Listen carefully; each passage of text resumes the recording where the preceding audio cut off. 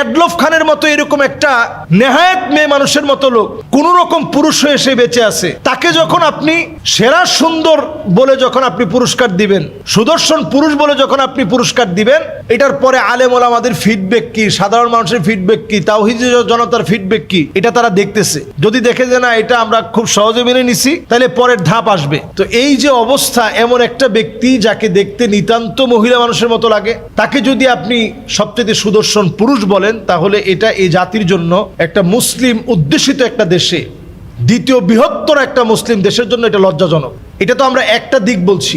এবার আপনি দ্বিতীয় বিষয়টা চিন্তা করলে আপনি হতবাক হয়ে যাবেন। বর্তমান প্ল্যানই চলছে এটা, এডলফ খানের মতো ব্যক্তিদেরকে প্রমোট করে দিয়ে যাকে সুদর্শন পুরুষ হিসেবে ঘোষণা করা হচ্ছে। আমার কাছে মনে হয় এটা নিতান্তই একটা বেহায়াপনা ছাড়া আর কিছু না। এইরকম একটা পুরুষ সুদর্শন পুরুষ হয় কেমনে? পুরুষের তো সমাজের ভিতরে অভাব পড়ে নাই। সুদর্শন পুরুষ বলতে আমরা ওই পুরুষদেরকে বলি যাদেরকে দেখলে সুপুরুষের মতো লাগে, আর যাকে বলা হয়েছে সুদর্শন পুরুষ তাকে দেখলে একেবারে নিতান্ত একটা মহিলা মানুষের মতো লাগে। তো তিনি সুদর্শন পুরুষ হয় কেমনে? সুদর্শন পুরুষ তো তিনি হবেন যার ভুরুটা পুরুষের মতো হবে, কিন্তু যিনি সুদর্শন পুরুষ হিসাবে আমাদের দেশে আসছেন, আবির্ভাব হয়েছেন, তো উনার পুরুষত্ব কেমন আপনি একটু চিন্তা করেন। উনার বুড়ুটা প্লাক করা, এটা তো পুরুষের ক্যাটাগরিতে পড়ে না। এরপরে আপনি দেখবেন তার দুলগুলো যে কোন জায়গায় পরা এটা শেষ নাই। এক এক দিন এক এক জায়গায় দুল পরে তিনি, গলার ভিতরে এই পর্যন্ত চেইন পরা, হাতের নখগুলা এই পর্যন্ত বড় বড় নখ, আবার সেগুলাতে আইল্যাশ, আইশ্যাডোর, আরো কত কিছু, চোখের ভিতরে যে কত কিছু লাগানো থাকে, এগুলো সব কিছুর নামও আমরা জানি না। তো এই যে অবস্থা, এমন একটা ব্যক্তি যাকে দেখতে নিতান্ত মহিলা মানুষের মতো লাগে, তাকে যদি আপনি সবচেয়ে সুদর্শন পুরুষ বলেন, তাহলে এটা এই জাতির জন্য, একটা মুসলিম অধ্যুষিত একটা দেশে, দ্বিতীয় বৃহত্তর একটা মুসলিম দেশের জন্য এটা লজ্জাজনক। এটা তো আমরা একটা দিক বলছি।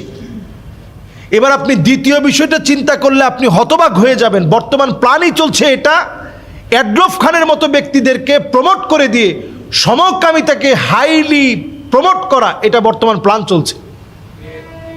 মানবাধিকার সংস্থার নাম করে জাতিসংঘ যদি বাংলাদেশে ঢুকতে পারে, সমকামী কোনো ব্যক্তি পুরুষ পুরুষ বিয়ে করেছে, এটার বিরুদ্ধে যখন কোনো আলেম কথা বলবে, সমাজ যখন জেগে উঠবে, তখন ওই সমাজ ওই আলেমের বিরুদ্ধে দাঁড়ানোর জন্য মানবাধিকার কর্মীরা তখন রাস্তায় নামবে এবং তার ব্যাপারে মামলা হবে, জঙ্গি মামলা হবে, জঙ্গি তোকমা লাগায় দেওয়া হবে। আপনি আমি তখন কিছুই বলতে পারবো না, একটা কিচ্ছু বলার নেই। এই জায়গাতে নক করার জন্যই তারা একটা একটা করে একটু করে দেখে যে মানুষের ফিডব্যাকটা কি।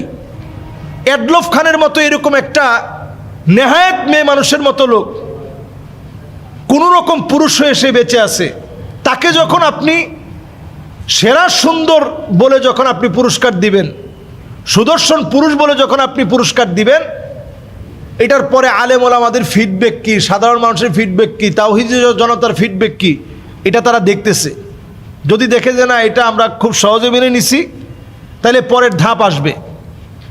যে এরকম ছেলে ছেলে যদি মনে চায় তার মতো এরকম সুদর্শন পুরুষ, যেহেতু তাদেরকে বলা হচ্ছে সুদর্শন পুরুষ, এরকম সুদর্শনের আকর্ষণে যদি কেউ আকর্ষিত হয়, এটাকেই পরিভাষায় সমকামিতা বলে। এটা আল্লাহর গজব আসার অন্যতম একটি কাজ হচ্ছে সমকামিতাকে প্রমোট করা। এলজিবিটি কিউ, হোমোসেক্সুয়ালিটি, এগুলোকে প্রমোট করার মধ্য দিয়ে আল্লাহর গজব এই জমিনের জন্য একেবারে নিকটবর্তী হয়ে যায়। আমি স্বচক্ষে দেখতেছি ঢাকার মধ্যে ভূমিকম্প আসতেছে। যদি বাংলাদেশে জাতিসংঘের মানবাধিকার সংস্থা যদি বাংলাদেশে যদি প্রতিষ্ঠিত হয়, আল্লাহর কসম এদেশে অনতি বিলম্বে ভূমিকম্প আসবে। দুনিয়ার কোনো শক্তি ওই ভূমিকম্পকে আটকাতে পারবে না। ওই ভূমিকম্প আসতেছে। যদি আপনারা এটাকে সহজভাবে না নেন, আপনারা যদি মনে করেন যে আচ্ছা একটা সংস্থা হচ্ছে, অসুবিধা কি, এটা সাধারণ বিষয় না, এটা দেশটাকে ধ্বংসের দ্বার প্রান্তে নিয়ে যাবে। এই যে আমরা একসময় বিশ্ব সুন্দরী প্রতিযোগিতা হতো, আমরা প্রতিবাদ করতাম। প্রতিবাদ করার কারণে সেটা বাংলাদেশে এতটা নোংরামির পর্যায়ে যায় নাই, যেটা অনেক দেশে গেছে। এখনও যদি এগুলা নিয়ে কথা না বলেন, আমরা কয়েকদিন আগেই নিউজ দেখেছি যে ছেলে ছেলে বাংলাদেশে বিয়ে হয়েছে, প্রায় 1.5 মাস পরে এটা বোঝা গিয়েছে যে এটা আসলে একটা ছেলে। নানাভাবে সুকৌশলে এটাও কিন্তু সমকামিতাকে প্রমোট করার আরেকটা মাধ্যম। আপনারা দেখবেন যেই মেয়েটা মেয়ে সেজে, ছেলে হওয়ার পরেও মেয়ে সেজে 1.5 মাস কাটায় দিল, আচ্ছা চিন্তা করেন 1.5 মাস পরে তাকে ধরার পরে তাকে কিছু তো উত্তম মাধ্যম দেওয়ার কথা ছিল, কিন্তু আপনি কোনো একটা ভিডিওতে আপনি দেখবেন না যে ওই ছেলেটাকে মারধর করা হয়েছে, এবং দেখবেন ক্যামেরার সামনে ওই ছেলেটা একেবারে হুবহু হাসতেছে, তার কোনো টেনশন নাই। তার মানে এগুলো সব প্রিপ্ল্যান। এই প্রিপ্ল্যান করে করে দেখতেছে যে এটা নিয়ে মানুষের ধ্যান ধারণা কি, সেন্টিমেন্ট কি, মানুষ এটা নিয়ে কি করে, এই ফিডব্যাক দেখে তারা সমকামিতার মতো ভয়াবহ একটা মারাত্মক ধ্বংস হওয়ার, আযাব আসার মতো একটা বিষয়কে এখানে প্রমোট করবে। এটার অনেক উদ্দেশ্য আছে। বাংলাদেশে অনেক খনিজ সম্পদ আছে, এগুলোকে দখল করার জন্য তারা বাংলাদেশকে আযাবের নগরী বানাতে চায়, ফিলিস্তিনের মতো বানাতে চায়, ইরাকের মতো বানাতে চায়, আফগানিস্তানের মতো বানাতে চায়, সোমালিয়ার মতো বানাতে চায়, যাতে করে বাংলাদেশের খনিজ সম্পদগুলো তারা দখল করে নিতে পারে। নামকাওস্তে কিছু টাকা আমাদের দেশে বিভিন্ন সংস্থার নামে ওই সময় আমাদেরকে সাহায্য সহযোগিতা করবে, আর আমাদের দেশের এই মূল শক্তিটাকে তারা নিয়ে যাবে। তো এটা ইনশাআল্লাহ এদেশের মানুষ এটা হতে দিবে না, এবং আল্লাহ রাব্বুল আলামিনের ফদল আর করমে ইনশাআল্লাহ এইটা বাংলাদেশে ইনশাআল্লাহ আমরা হতে দেব না ইনশাআল্লাহ। এজন্য যারা এই জাতীয় কর্মকাণ্ড করেন এদের ব্যাপারে সতর্ক সজাগ হতে হবে। এরা আসলে নানা সুকৌশলে এই দেশটাকে ধ্বংসের পায়ে তারা করছে। আল্লাহ আমাদেরকে বোঝার তৌফিক দান করুক।